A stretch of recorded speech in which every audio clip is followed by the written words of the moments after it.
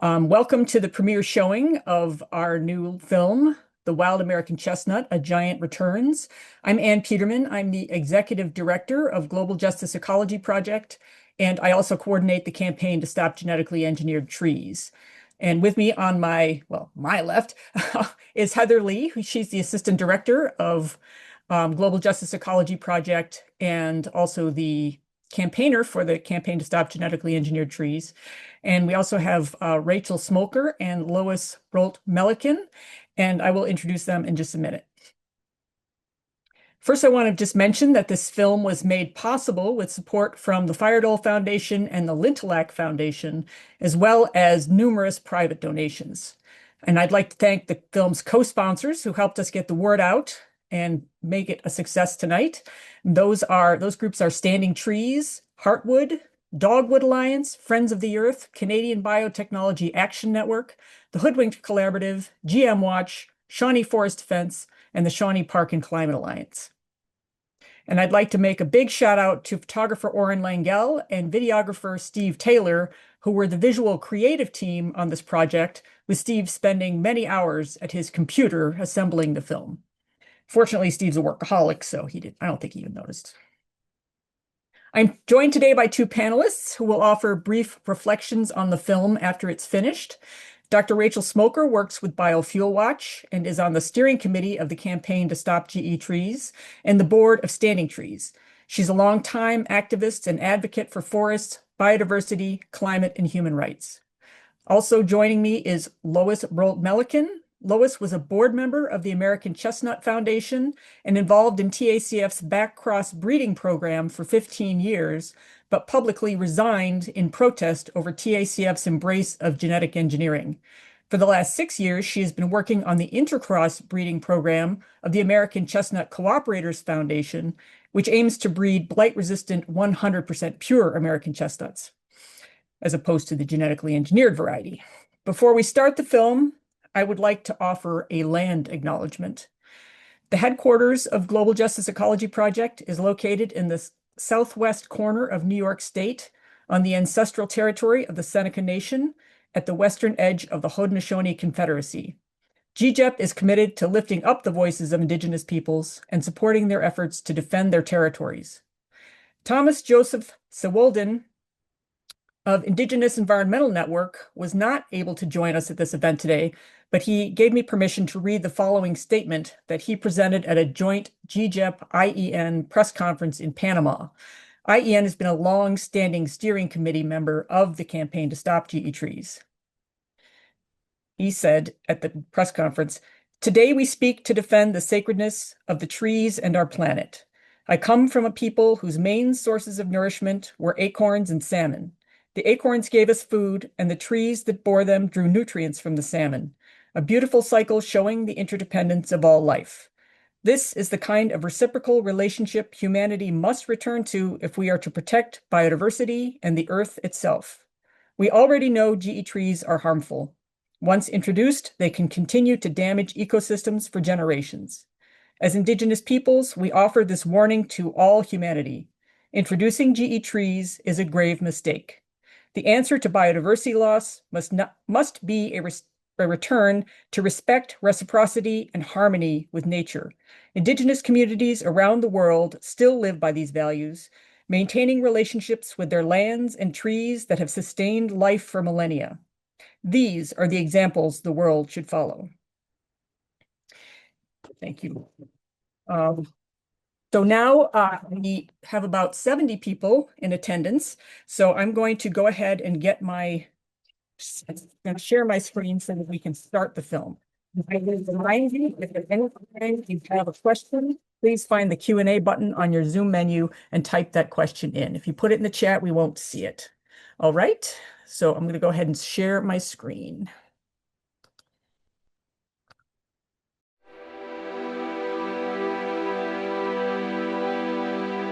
Something vital is missing from our forests: the American chestnut tree. Once a giant of the eastern United States, it was nearly wiped out by a blight brought from Asia in 1904. Today, only fragile sprouts remain, dying before they can reproduce. Now, Some researchers say the only way to bring the tree back is through genetic engineering, by releasing engineered trees into the wild. Reports like this are common, but the truth is something very different.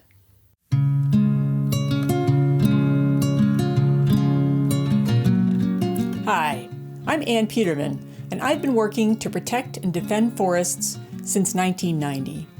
Today, I'm taking you on a journey to a place where something amazing is happening in the forest.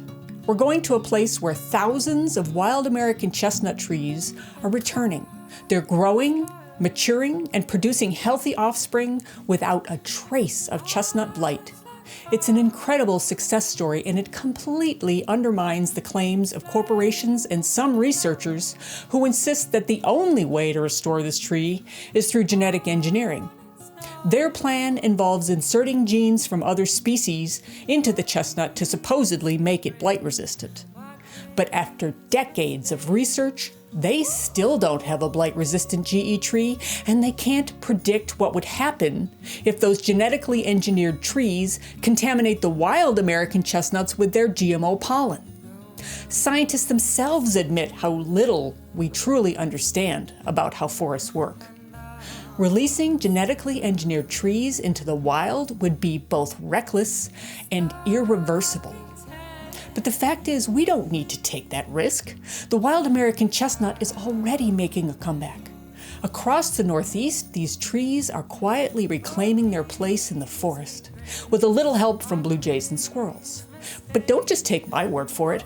Come with me as we visit Dr. Bernd Heinrich on his land in Maine, where this remarkable recovery is taking place right now.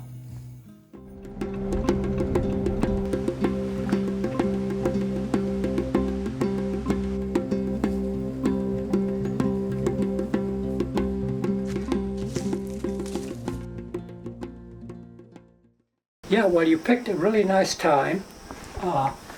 So you can look right here, and you're looking right at it, your big chestnut. Wow, that's a big chestnut there. Give us a little idea. People who are watching this, who are you? Why should they care what your opinion is about chestnuts? Yeah, we came from Poland during the war and made it to Germany, and we lived in the forest there. And my father was a biologist, and he'd been, all over the world collecting for museums. And the main reason we got to go here is because of that, because he had colleagues at the University of Michigan with his wasps, and he had others interested in his birds at the American Museum in New York. And he had gone to Sulawesi, and he got this bird that they thought was extinct, and they really wanted to see it, and he happened to find it after a year. And so we had connections, and because of them we got here. So just one thing led to another, and then I made a house all by myself there with the logs. And then when I had the students come up here regularly, then I built this. Because you were a professor at University of Vermont, is that right? That's right. I had taken a job at the University of Vermont. I came home, for example, one Christmas vacation. I'd come home on Christmas vacations, and I was looking at Science, the journal, and I saw job for sale in Vermont. I said, well, that's pretty close. And so I applied there, and they said, come here.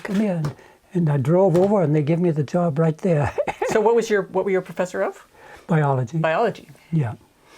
And so you've had a love of nature your entire life, you'd say? I would say pretty close as far as I can remember. Less than 5 years old, I would say. And you've written a number of books, is that correct? Somebody told me it's around 20, but haven't counted. And these are naturalist books? They're all biology, yeah. Biology. Yeah, mm-hmm. Yeah. Well, I mean, a year in the woods isn't really that much biology. It's more like experience. That was kind of a trial. So I took a sabbatical leave. I said, I'll try it for a year. Who knows, maybe I might want to stay here. And so I wanted to try what it was like to be out here. You brought some American chestnut trees up here a few decades ago. How many did you bring, and when was that? Approximately how many years ago? It was right after I came here and built the cabin. I don't think it had even been totally built yet. So I think that was around 1980. Okay, so about 40 years 40 ago. years ago. Yeah. And this was all field here. And I said, well, if I'm going to live here, I might as well, all this open area, I might as well plant some apple trees or pears or whatever. And so I looked into a little catalog, yeah. And they had, all of that. And I got some apple trees and pear trees and they're basically all gone. But they also had chestnut trees. I says, that's very odd. Chestnuts shouldn't be here. They had the blight and they won't grow. But they were cheap. And I said, well, I'd buy a few and just see what the hell of it. And so I ordered them. And I was still part of the time in Vermont. With Rachel, and so I planted some of them there, and I planted some of them here, and they all grown, and not a sign of blight. Not a sign of blight. Not a sign of wow. blight. Yeah, not a sign. That's incredible. There have been no, there's been no blight here, and there's thousands of trees. Thousands? Yeah. Thousands of trees. Thousands. Wow. I mean, but most of them are little. You look around, you can't grow chestnut in there, but you see some green along the edges, and wherever there's light, there are chestnut trees, and they're all planted by the blue jays, except the alleyway here. I deliberately dug some up and planted an alleyway because along the road, yeah, to shade it, and also as a remembrance of a home in Poland, where we famously had a whole alley of trees. They were of the European chestnuts, what they call them, different species. Yeah. The brown ones. I don't know. Yeah, the European chestnuts. Yeah. So I thought of that and says, well, I'll plant some along here. If I recall correctly, you had some students from the University of Vermont who came up here some point several years ago to see if they could count and put GPS coordinates on where they could find actual chestnut seedlings. Is that right? Yeah, Jason Mazurowski, I gave him, so he was a head person at it, and he recruited even my daughter, Lena, and other students, and we just spread out and try to, find as many as we could. But there was no way we could cover all of it. But we got a few isolated one more than half a mile away, and maybe a mile away. Wow. Yeah. Wow, from the original trees all the way a mile away. Yeah. And the blue jays were flying over the tops of the trees. I mean, they don't just go down. They get 2 or 3 of the nuts, and then they take off. And then they go down wherever they get an open space. And when I show you around, you'll see where they had some logging done. That's where the trees are now. You have the original certificate from these trees, which demonstrates that they are in fact 100% wild American chestnuts. Yeah. They're not a hybrid of any kind. No. This was like 50 years ago. Right. So a lot of the work that our organization is doing is looking at the potential impacts of these genetically engineered American chestnuts, and the proponents of those argue that we have to have them because they can't survive otherwise, that they're functionally extinct. So I guess, living in the middle of thousands of American chestnuts that are wilding themselves, I guess I would ask you what your ideas and thoughts are on that. All I can tell you is here there's not the slightest hint of any blight, and there are thousands and thousands of trees. I mean, some of them are only that big, you know, because they're in the dark woods. But wherever there's light, they come up, and the chestnuts spread them, and they're doing great. The climate change projections are showing the territory of the chestnut is going to move north through northern New England and actually up into the eastern Maritimes of Canada. And it seems like that makes, in my understanding, makes New England and northern New England in particular very important for the comeback of the chestnut, because this is the way it's headed. Right. Yeah, good point. And it definitely is relevant here, because this was mostly spruce that came in, spruce and pine, after this was farmed for some reason. And you can see, you know, the cabin I built, it's all with the red spruce logs. And I got them right around here. And now you don't find a single one. I can take you for a walk and you see all of them down, all of them down. They all, but that's not from a disease. They're just old age. And they're being overtaken by the leafy trees, including the chestnuts. So that there is, you know, the climate change is affecting the species that are best suited to grow, regardless of any disease. So right now, this used to be the pine tree state. You can go around here now and you see some giant pine trees, but only a few. There used to be a lot of pine trees, but they're gone because they're taken over by the maples and poplars that came in, and beech, but the beech are kind of going out now too. But actually, these chestnuts are really taking off, and I think they will. And it could very well be that these are blight resistant, and that's what I suspect they are. And, you know, they came from someplace where they had been growing all the time and reproducing. So why weren't they killed there? And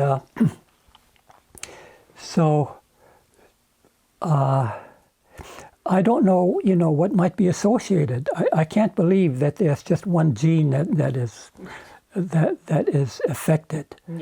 Yeah, there must be more going on than just one gene that knocks out this one fungus. Yeah, exactly. Yeah. Okay. So now we can go look at some trees.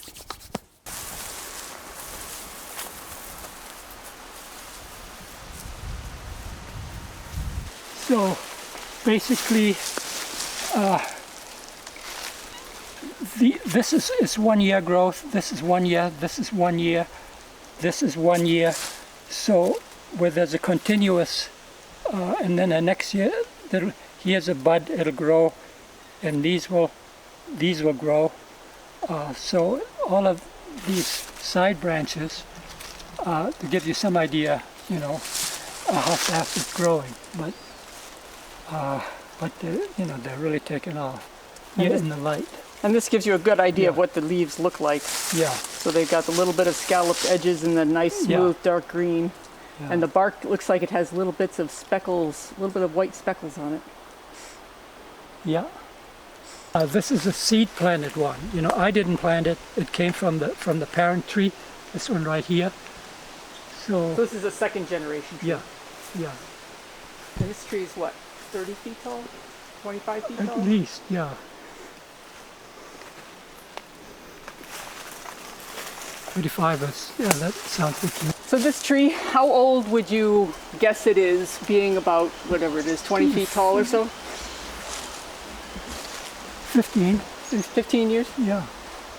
I think, you know, it probably was very slow growing initially because there's so much shade from all sides. But once it got up to the light, then it shot up.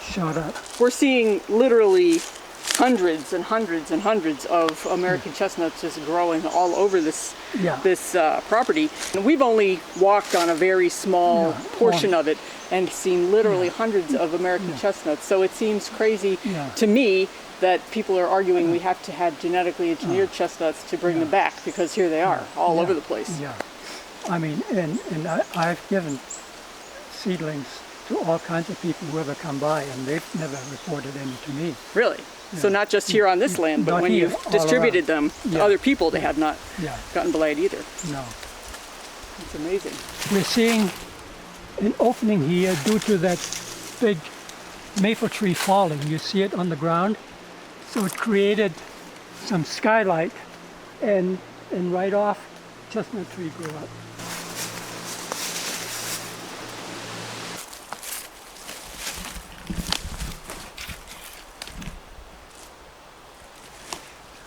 So this one is one of the original ones that you planted 45 years ago. Yeah. And it is, wow, Yeah. It is these huge. two, yeah. these two. So you planted Yeah. 4, Yeah. 2 were killed by porcupines, these 2 Yeah. survived. Yeah.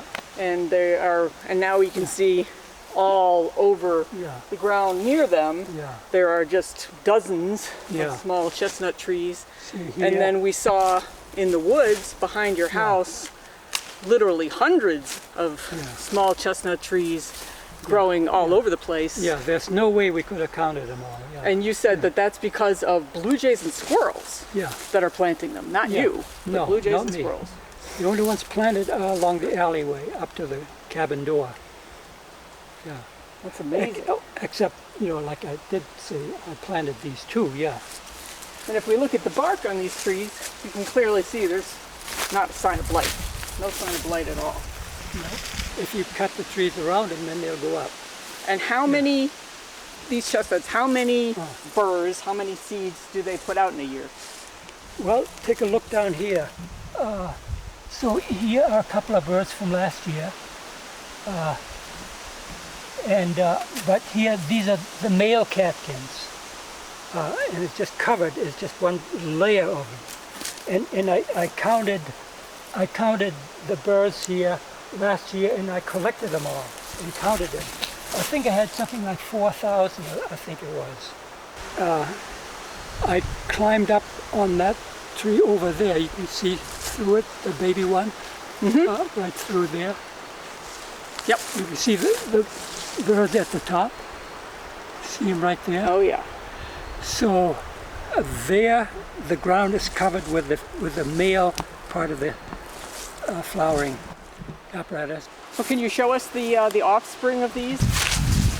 Here you see a red oak, Very different bark. and here you see chestnut.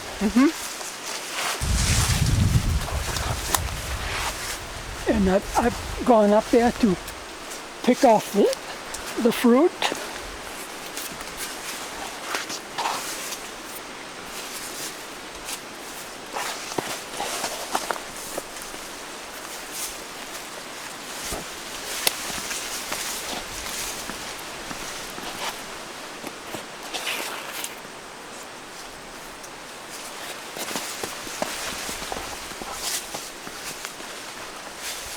Bernd just threw this this chestnut burr down from the top of the tree. Now he's coming back down. I can see you've done that before. A few dozen times, a few hundred times. See, so when you count these, you know how many flowers there are. And there were hundreds and hundreds of them down here. So So this is not mature yet. there was a lot of flowering. The catkins. Yeah. Yeah. It's not- So these little brown, yeah, these were the flowers of the chestnut for tree. the male, yeah. So this is actually producing grandchildren Right. of the original trees. Grandchildren, right, Yeah. of the original. Yeah. Amazing. So we're talking, so these trees are going to go on. Of course, Yeah, of course. Yeah, all of them. yeah, there's nothing, I mean, I'd say that's the, to me, that would be the definition of a sustainable restoration Yeah, population, is a population that's producing Yeah. offspring, and then the offspring are producing Yeah. offspring. That's right. Yeah, so it should go on and Yeah, on. yeah, and it's been doing this, started last year. This tree started Yeah. last year? Yeah. Wow. That's amazing. I just put my finger on it accidentally. Wow. wow, they're very sharp. Yeah, and it really took off. I mean, it just loaded with flowers. Wow.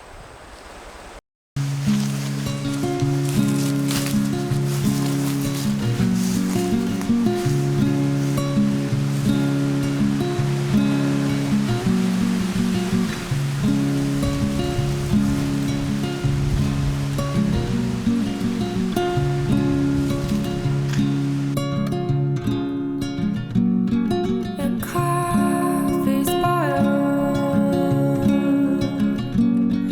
Your eyes like fire reflect the glow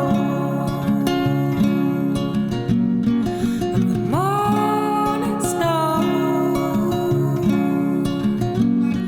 For peace we pray by Christmas Day.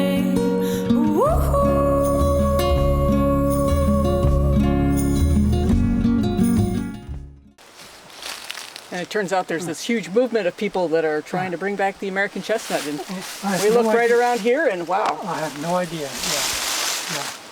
Yeah, that seems odd. If there is such a movement that they haven't come here and just checked out.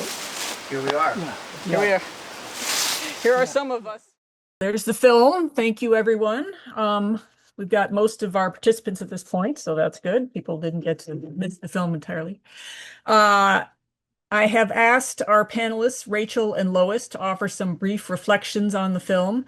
And Rachel actually has connections to the film as she is growing some of the offspring of Berndt chestnuts on her land in Vermont, as well as distributing them to others.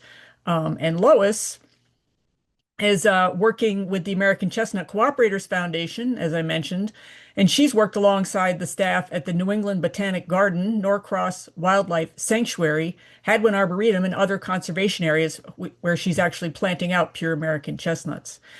Rachel, would you like to go first?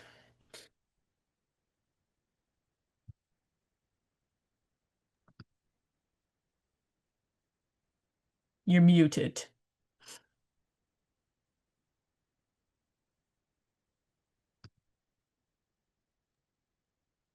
Okay. There you go. Too many cooks in the kitchen there.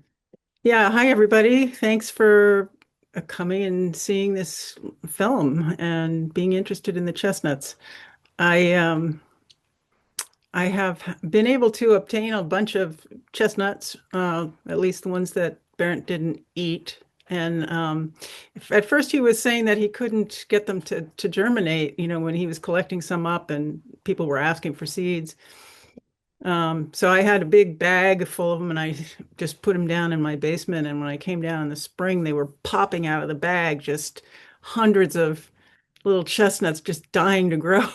And I felt like I had to take care of these babies. So I had a big vegetable garden and I basically planted it in chestnuts and they are very easy to grow. And I had hundreds of seedlings and started handing them out and people were so enthusiastic to be receiving these trees. There's something really nice, in the act of raising these trees and sending them out into the world. There's a lot of kind of nasty stuff going on, and I've had my nose buried in it for most of my adult life as an activist, climate activist, and so on.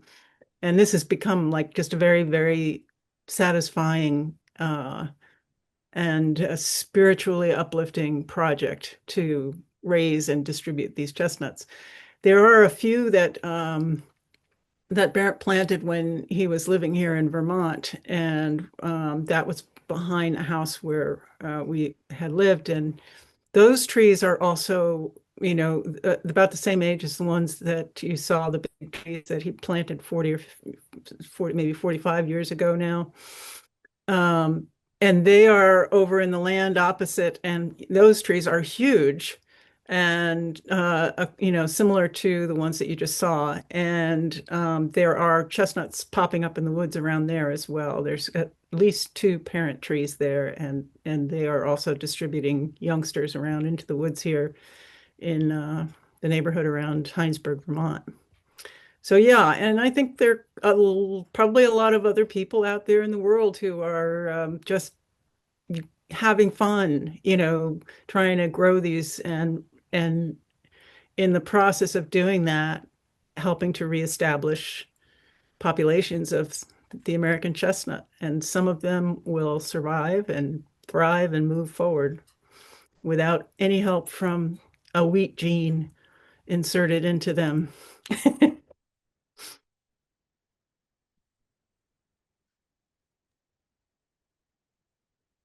You're muted now, Anne. Okay, I just was asking if you wanted to add anything else, or I'll pass it over to Lois. I think that's enough. Yeah. Okay, Lois? Okay, thank you, Anne. Thank you for inviting me. That was absolutely a fabulous film. I can't say that I'm stunned because I've seen small examples of that. Chestnut trees that, 20 years ago were just like maybe living to be 2 or 3 feet tall and then dying off, and now they're living to be 20 or 30 feet before they succumb to the blight, and some of them don't even succumb to the blight.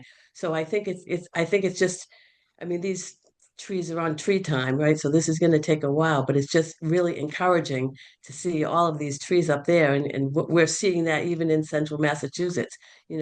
Chestnut trees that are like 30 or 40 feet tall on a rail trail or on the side of the road. So it is happening. I mean, it's happening slow, but I think sooner or later, in hopefully in our lifetimes, we'll see, more chestnuts and chestnut forests. And I'm happy to see so many people excited about chestnuts. We get asked oftentimes to do chestnut presentations, different places, and the people are just really interested, and there's a lot of good questions, and people want to know, where can I get trees like this? So I think chestnut trees are on the rebound, definitely. Awesome. Well, thank you, Lois. And Heather, you're on screen. So do you have anything that you would like to add, or should we just go to Q&A? I think we can just go to Q&A. The star of the film, it looks like a lot of people knew him or know him from the chat, and I think there's a lot of extra footage.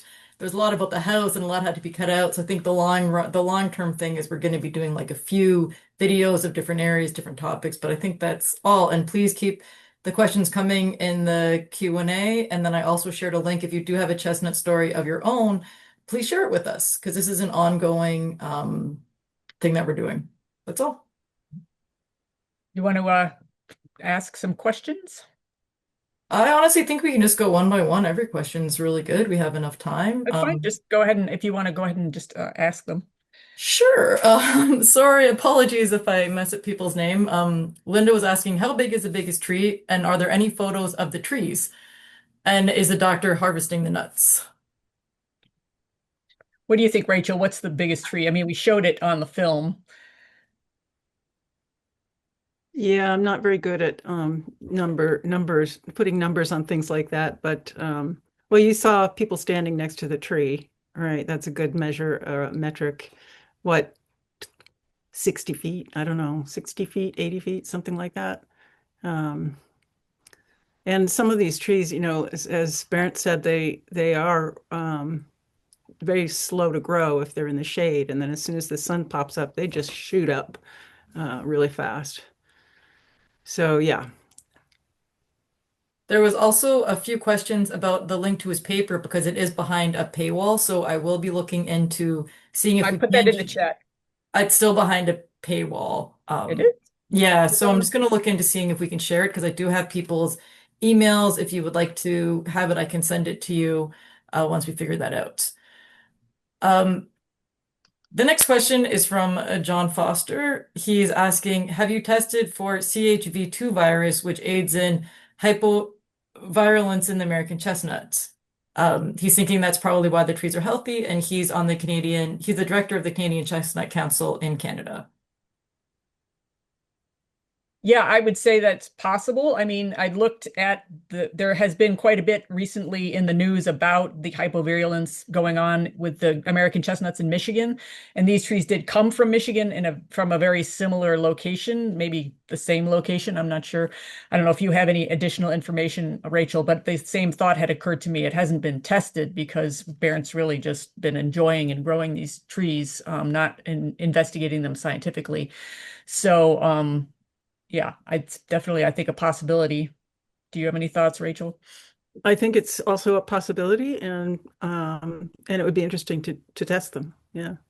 And hypovirulence, just to explain, is it's basically a virus that attacks the fungus, and these trees in Michigan have this virus associated with them, so it causes the blight to be less virulent, less deadly to the trees, and so the trees are able to fight off the blight more effectively. So, The next Lois, did I question, get that right? all right, the next question is, at what age do you think the chestnuts were producing mast? Well, I think Bernd was saying the second generation of trees were what, 20 years old, Rachel? Mm, I would say a little bit less than that, maybe 10 or 15 years for the earliest trees, just because I have a few here that have just produced their first, and they're probably 10 or 15 years old. 15 probably.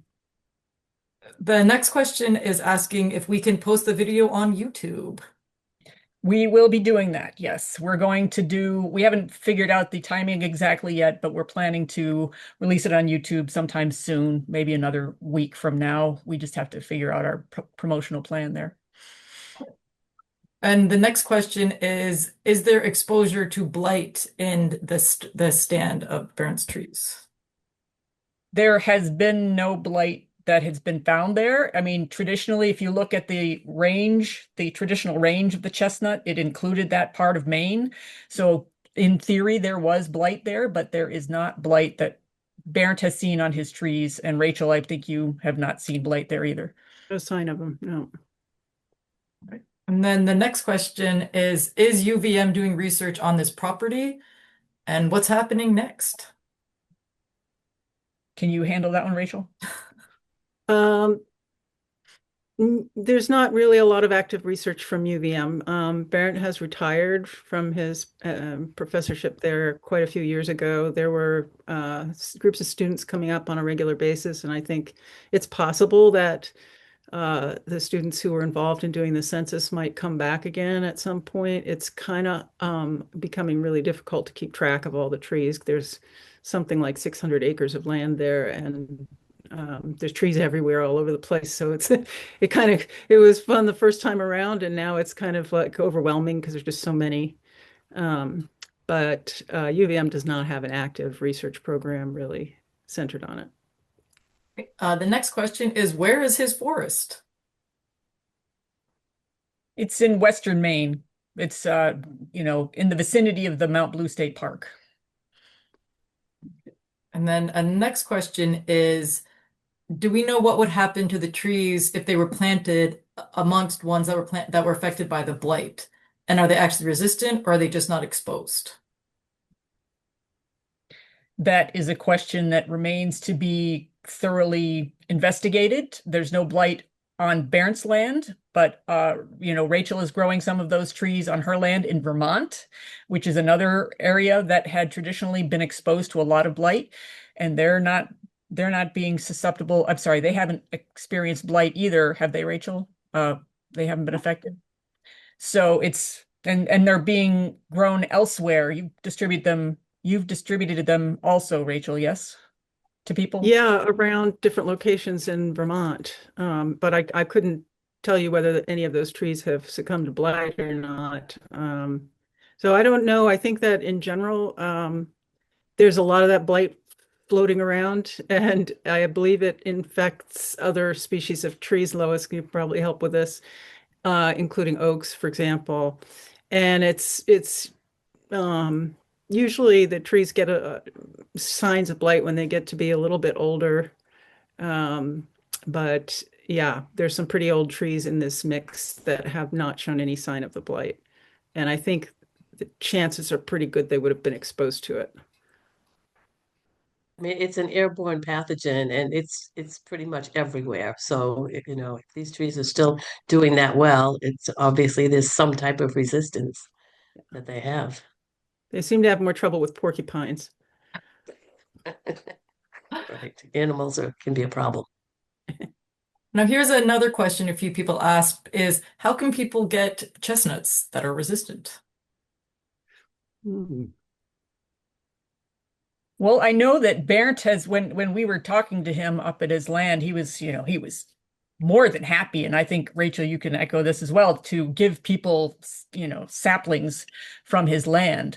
So I think that it's just a matter of if someone wanted to coordinate to try to, dig up some of the saplings on or seedlings on Barron's land, I think he would be more than happy to have them travel.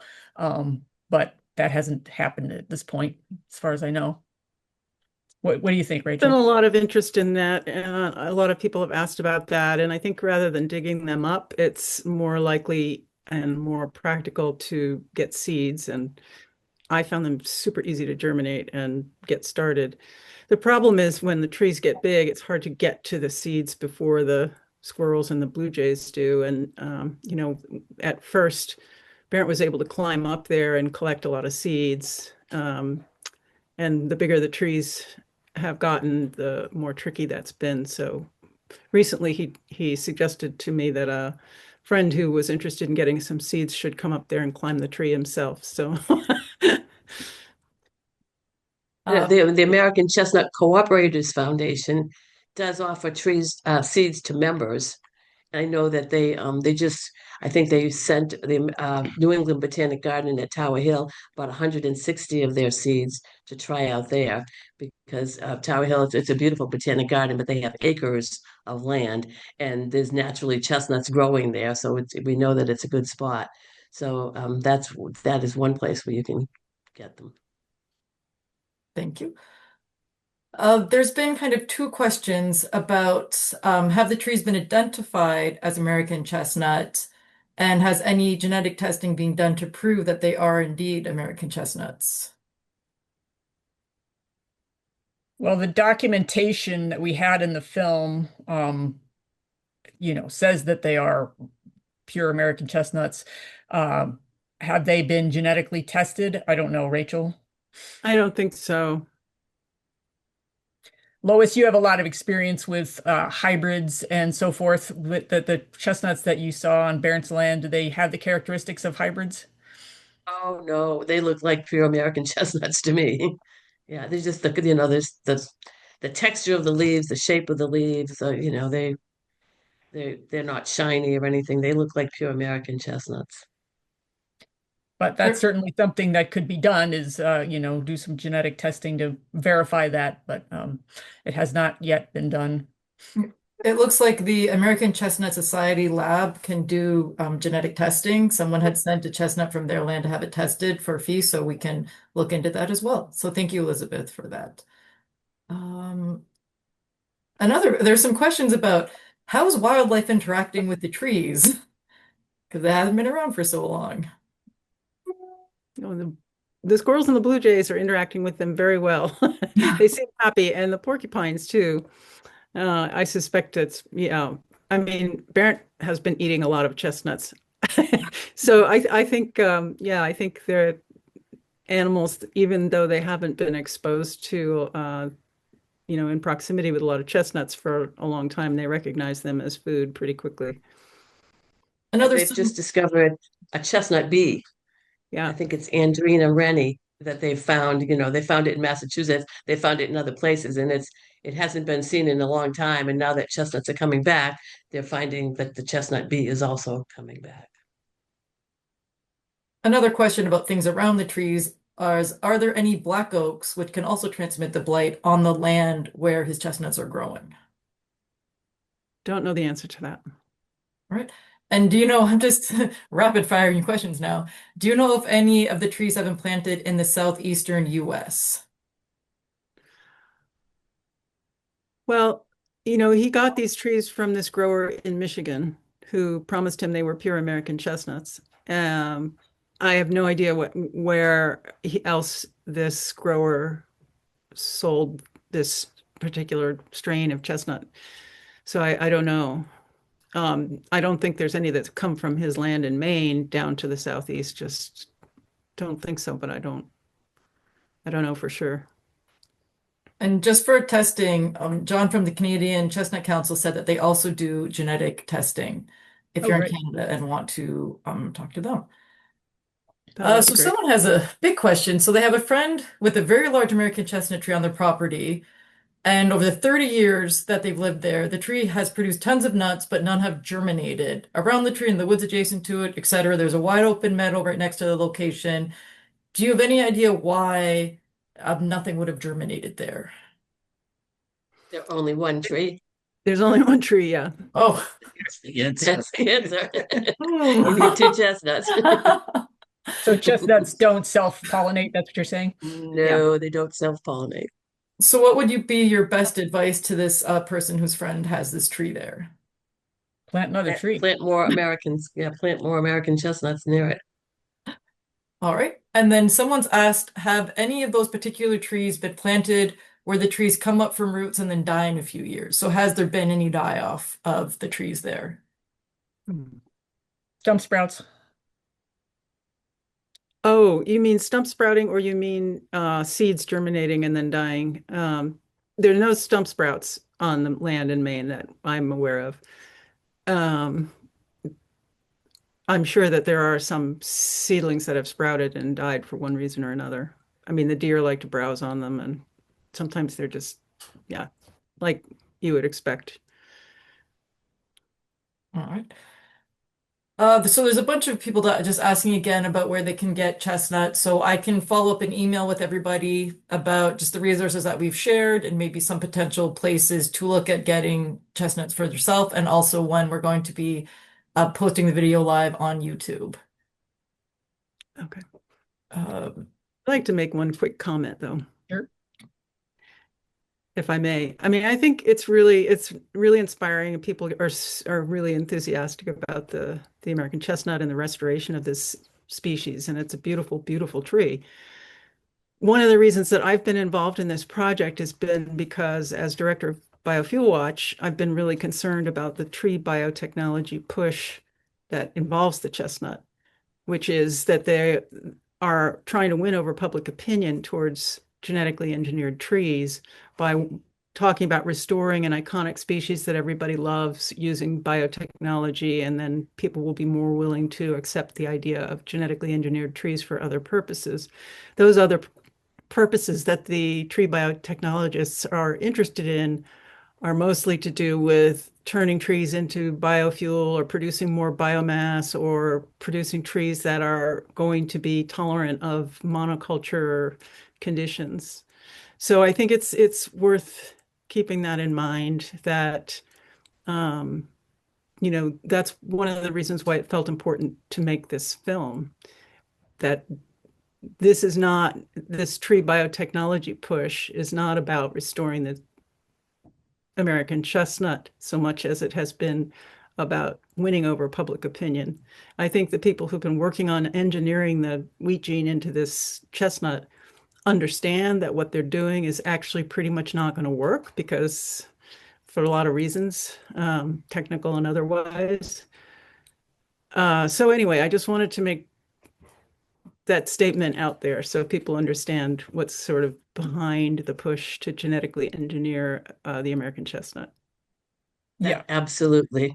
Absolutely. It's one of those typical follow the money type of a thing. What are they looking for? Are they really, is it about the American chestnut or is it about being, getting the okay on genetically engineered trees being a good thing? I mean, if you think about it, it's one thing to genetically engineer a tomato because its destination is going to be in a year on a sandwich or in a salad or whatever. But a tree, like a chestnut tree that can live hundreds of years, it just doesn't make any sense. It's too long in the future. If you could do a test and say, oh, okay, let's see what it's going to look like in 100 years, but that's not going to happen. We can't do that. So it's a very risky proposition, I think. And there is a lot of this kind of detailed information that Rachel was talking about and that Lois has been talking about on HTTP this report that Rachel's holding up, Biotechnology for Forest Health, on this link that I just put into the chat. It's thewildamericanchestnut.org. If you go to that, we have a whole lot of resources on the American chestnut, including that report, including Berndt study. There are some podcasts on there, a lot of news articles about this. So you can go there and find as much information as you want. And if you want more, there's a contact button there. You can get a hold of us and we'll get you as whatever you need. We've been studying the issue of the genetically engineered American chestnut for, let's see, 12 years now, I guess, since 20. I think I first heard about it in 2011 in Brazil. But so, we've been looking at the problem of it for a long time. Lois, of course, has been working on it for longer than that because she was part of the American Chestnut Foundation when it was first brought up there. Um, but anyway, yeah, of there's a lot of information. There are a lot of people working on this, and we would love to have people who want to volunteer with us, or people who want to actually, propagate these chestnuts. I'm sure that there's ways that we can help with that. As Lois mentioned, the American Chestnut Cooperators Foundation, they've been breeding blight-resistant American chestnuts with each other for decades, and they have started to distribute what they call blight-tolerant chestnuts that get the blight. You can see the blight on them, but it doesn't kill them. So those trees definitely exist, and there are these trees on Bernd's land. Maybe something can be coordinated to get some of those nuts. I don't know. There are other people who are doing just chestnut restoration work that also have wild American chestnuts. So there's a lot of this work going on, and if people want to grow chestnuts, I think that's definitely a possibility.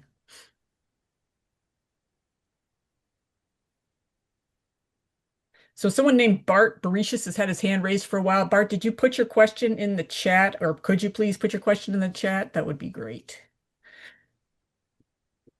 Sorry, I can't see people's hands raised for some reason. Sorry about that. While we're waiting, I would just add that, the chestnut, I think, is often considered functionally extinct. It's called, the term that people often use for that. But, the eastern hemlock 5,000 years ago was basically functionally extinct as well.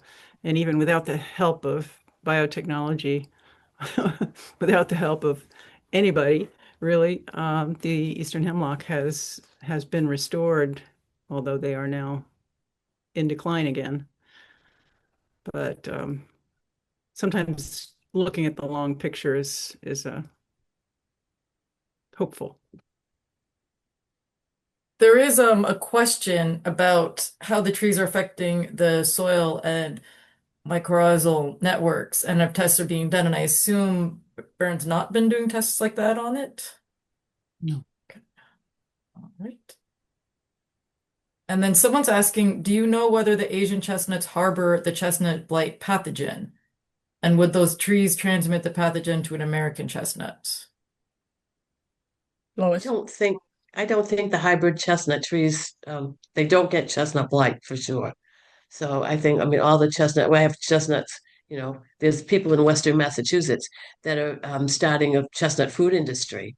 There's a couple of farms in Eastern New York, I'm sorry, yeah, Eastern New York and Western Massachusetts that are, they're starting to buy, they just bought their first big piece of equipment, and they want to make it so that you can go into a grocery store and buy local chestnuts, and you don't have to rely on chestnuts that were, harvested in Italy probably 2 months before they get to your store. So that's the idea, is to start a chestnut industry, and these would be hybrid chestnuts that you put out on your dinner table.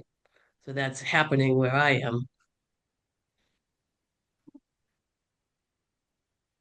So what do you think would be like the biggest risks to forests like this from like an introduction of genetically engineered chestnut trees, if that were to ever occur? That's the question. We don't know what would happen. Yeah, I mean, it depends on the traits, of course, of the genetically engineered tree.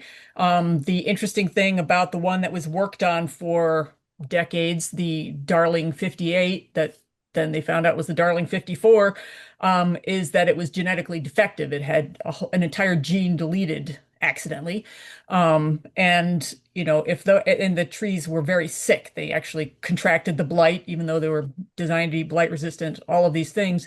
If those trees, which are still pending deregulation with the USDA, If those trees are permitted by the USDA to be planted in forests and start and can actually spread those traits, cross-pollinate with the wild American chestnuts that are still out there and create offspring, then, the entire evolution of the wild American chestnut is derailed by that.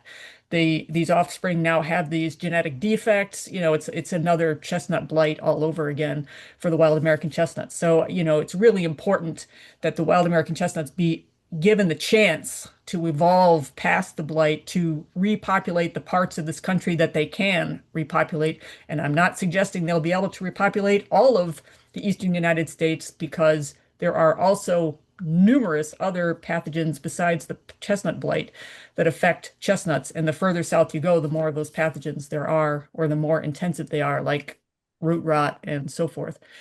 So it's really important to keep the genetically engineered chestnuts out of the forest to give the wild American chestnuts the best chance. And that's not talking about how they would impact other species in the forest. Those things haven't been studied correctly either. That's all detailed in this report that we put out, the white paper that Rachel was showing earlier, that you can find on the wildamericanchestnut.org website. Did you want to add The anything, thing about, Rachel or Lois? well, I was just going to say, you can talk about a tree, but in a forest, it's all connected. It's all connected in many different ways. So I think it's just way more complex than people understand. It's one thing to talk about a tree, but talking about a forest is a whole different kind of a system that can be fragile, and so many things. One thing depends on another thing. It's just sort of it's a system. A question from Dean is there a problem with hybrid chestnut trees pollinating American chestnuts and making their offsprings hybrid?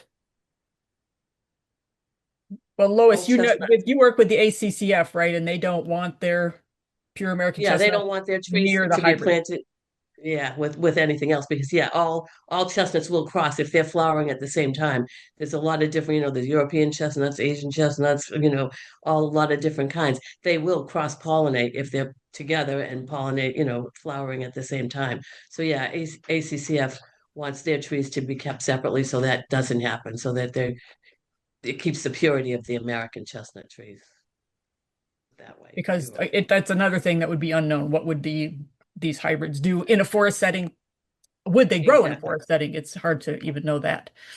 Right. And if people are interested in Barrett's trees or anything, please just email me. I'll also be following up the webinar with just a follow-up email with all the resources. I've been trying to keep the questions to chestnuts. There is a question about, it's not really a question, just someone saying that GE populars are common in the Pacific Northwest.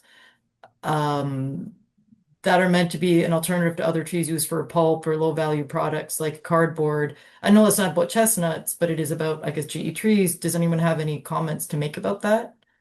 They're not GE. They would be genetically improved. They'd be, high-tech clones probably.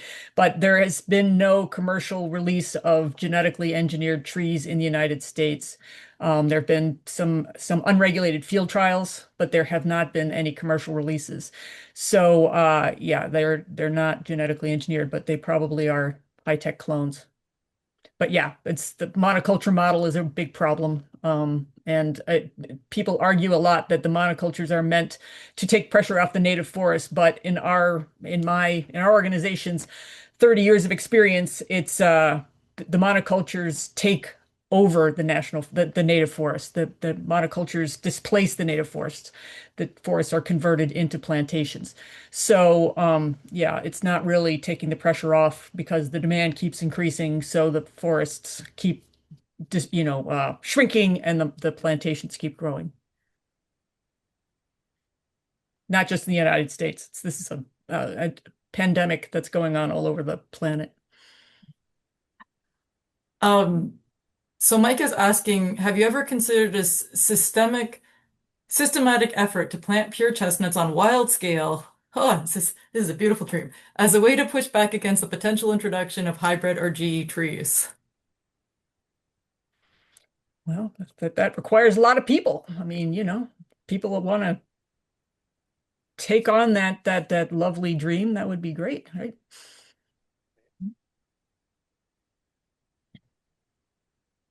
And then Kathy is asking, hi Kathy, is there any research into the mycorrhizal fungi associated with the American chestnut? I'm sure there is. Lois, do you know? No, not to my knowledge. I'm sure there is too, but not to my knowledge. ACCF people might know more about that. They're the scientists.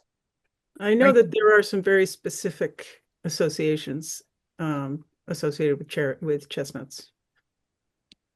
Yeah, there's a lot of people doing research on chestnuts, so I'm sure somebody's looking at the mycorrhizal fungus, but I don't have that study right at the top of my head. I'm trying to look at, I think all the questions have been answered. There's some beautiful stories in the chats about people growing up in houses and farmhouses where there was chestnut beams, people covering the chestnut beams because they were so common and basic, I guess. They're just, at the end of the day, they're just beautiful. And someone's saying I lived in a 250-year-old house built with hand-hewn chestnut beams, 12 inches by 12 inches by 20 feet long. So it's amazing seeing just how prevalent chestnut trees were, and people's connections to them is really beautiful. Um, does anyone have any final questions to ask us? Oh, Please check out the website, the wildamericanchestnut.org, where you can find lots more resources. There's also another website called stopgetrees.org that has all kinds of information, not just about the American chestnut, but about various trees that are being genetically engineered for a variety of purposes, and their connections to climate change, forest carbon offsets, and many, many other things. So if you want to get into, go down the rabbit hole about genetically engineered trees, check out stopgetrees.org. And also the wildamericanchestnut.org has lots of more information specifically about American chestnuts and this project, this ongoing film project documenting the comeback of the wild American chestnut. And I'm deeply appreciative to everybody who gave us their time this evening. We did book this until 8:30, but if there aren't a lot of other questions, we don't have to go all the way till 8:30. We would be happy to answer other questions if there are some. there is one that might be helpful. So Okay. someone's asking they would love to grow some American chestnuts, but have several 85-foot tall, I love where y'all live, Asian chestnut trees there. How far away would they need to plant American chestnut seedlings from those 80-foot tall Asian chestnut trees? Oh, at least a mile, I would say. Yeah, pretty Oh far. They no. say pollen spreads pretty far. Yeah. Mm. All right. And then Annie Laurie asked, what's next? I guess with this GE chestnut kind of films we're putting out. Well, that's to be figured out. We've already collected quite a bit of video content, so we need to figure out what makes sense story-wise to go, what will come after this. But there's just so many stories that can be told about chestnuts coming back that we just really need to think about what that's going to look like. But yeah, it's an exciting project. It's very nice, in these days that are so filled with doom and gloom, to have a project that actually is looking at something positive happening in the environment, and it's really exciting to be a part of that. And so that will be going forward. We are, as I said, waiting for the USDA to eventually make a decision on whether or not these defective Darling 54 trees are going to be deregulated, which would be a huge problem. And part of this program is to show people why it's not necessary. We don't need that risk of genetically engineered trees because the trees are starting to come back. So in that, that releasing genetically engineered trees into forests would totally derail the ability of the wild American chestnut to come back in a healthy way. So that's what we're working on. If people want to join us, please check out that website, thewildamericanchestnut.org, and get a hold of us and we'll plug you in. Oh, someone's saying they tried to find it and it got nothing. Let me see, did I put it in wrong? I put it there. Thewildamericanchestnut.org. Or this one, this would work as well. All right. And if anyone, yeah, if you are just have beautiful chestnut stories, you have areas you want us to check out, you want to be part of a future video, please email me. I'm putting my email there. Again, like I said before, I'll also follow this up with an email to everybody. And yeah, I'm excited. It's been really beautiful hearing everybody's stories and seeing all the connections people have to these gorgeous trees. Thank you, everybody, and have a spectacular holiday. Is there any other final questions, Heather? Just how involved would genetic testing be to confirm if, say, like you had a chestnut tree by you to confirm if it was a hybrid or American chestnut? Do you have any advice on how people could determine that? Well, it sounds like there are places where you could send a chestnut from that tree to have it evaluated. I don't know if they can do it from a leaf. I would assume they could do it from a leaf also. Um, Somebody else maybe in the audience could answer that, the Chestnut Council, Canadian Chestnut Council person? Someone just said, yes, you can, but I do know in the follow-up email, I'll put information on where to potentially get saplings to see if we can get that paper out to everybody and who does testing to see if a tree is an actual American chestnut tree.